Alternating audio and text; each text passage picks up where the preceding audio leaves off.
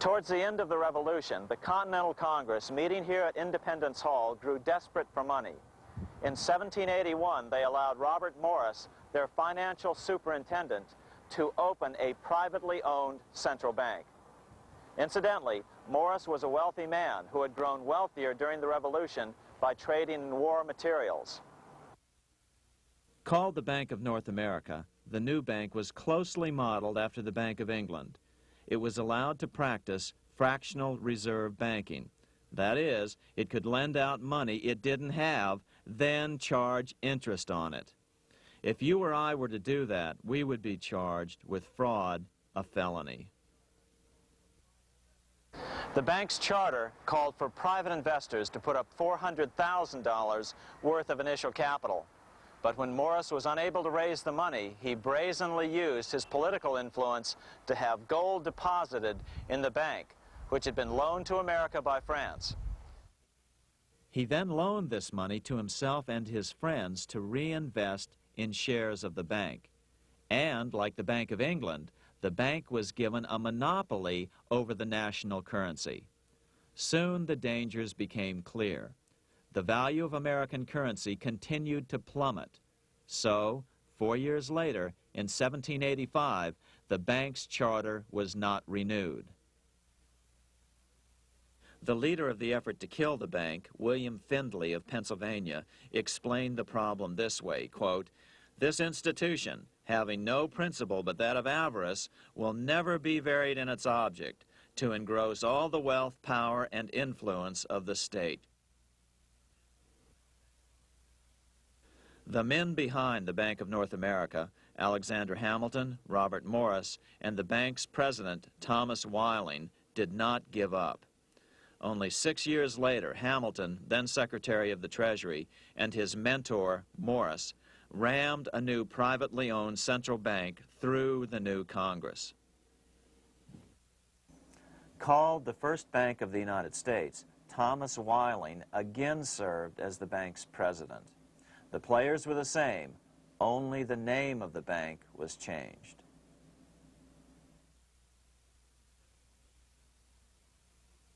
In 1787, colonial leaders assembled in Philadelphia to replace the ailing Articles of Confederation. As we saw earlier, both Thomas Jefferson and James Madison were unalterably opposed to a privately owned central bank. They had seen the problems caused by the Bank of England. They wanted nothing of it. As Jefferson later put it,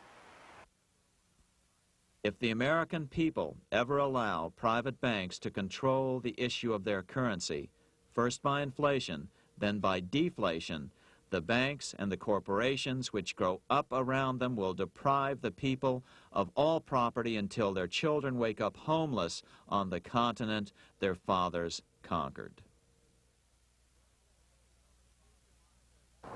During the debate over the future monetary system, another one of the founding fathers, Gouverneur Morris, castigated the motivations of the owners of the Bank of North America. Gouverneur Morris headed the committee that wrote the final draft of the Constitution. Morris knew the motivations of the bank well. Along with his old boss, Robert Morris, Gouverneur Morris and Alexander Hamilton were the ones who had presented the original plan for the Bank of North America to the Continental Congress in the last year of the Revolution. In a letter he wrote to James Madison on July 2nd, 1787, Gouverneur Morris revealed what was really going on. "The rich will strive to establish their dominion and enslave the rest. They always did. They always will. They will have the same effect here as elsewhere if we do not, by the power of government, keep them in their proper spheres." Despite the defection of Gouverneur Morris from the ranks of the bank, Hamilton, Robert Morris, Thomas Whiling, and their European backers were not about to give up. They convinced the bulk of the delegates to the Constitutional Convention to not give Congress the power to issue paper money. Most of the delegates were still reeling from the wild inflation of the paper currency during the Revolution. They had forgotten how well colonial scrip had worked before the war. But the Bank of England had not. the money changers could not stand to have America printing her own money again. So the Constitution is silent on the matter. This grievous defect left the door wide open for the money changers, just as they had planned.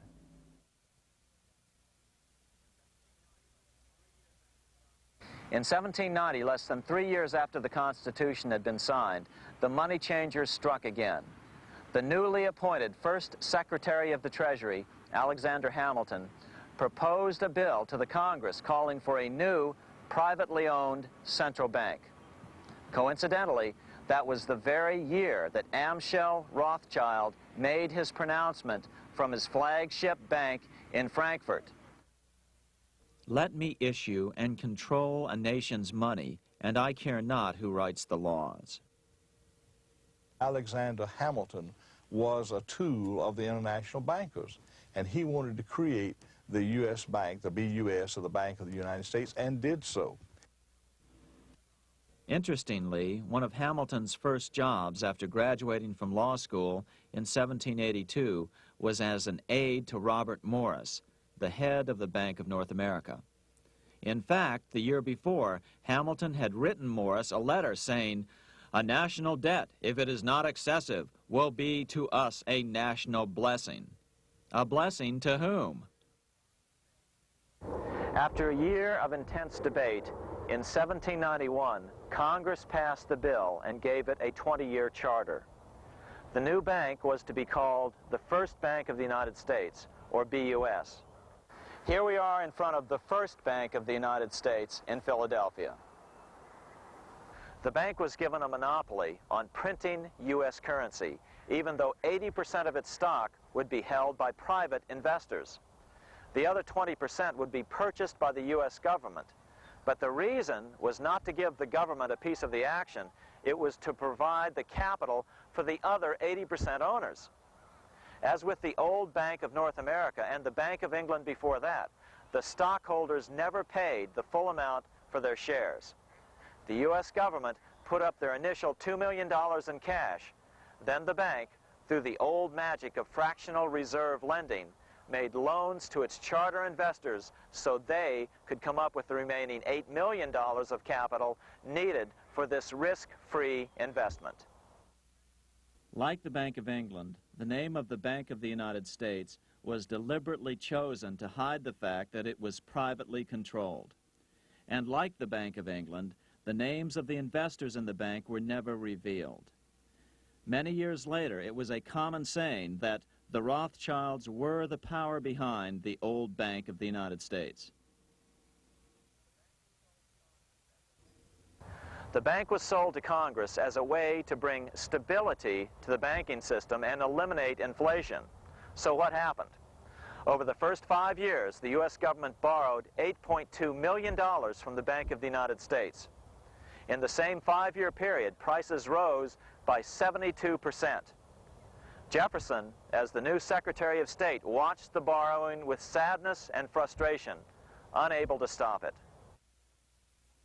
I wish it were possible to obtain a single amendment to our Constitution, taking from the federal government the power of borrowing. Millions of Americans feel the same way today. They watch in helpless frustration as the federal government borrows the American economy into oblivion.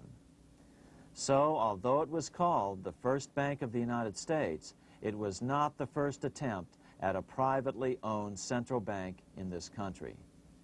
As with the Bank of North America, the government put up most of the cash to get this private bank going, then the bankers loaned the money to each other to buy the remaining stock in the bank. It was a scam, plain and simple, and they wouldn't be able to get away with it for long.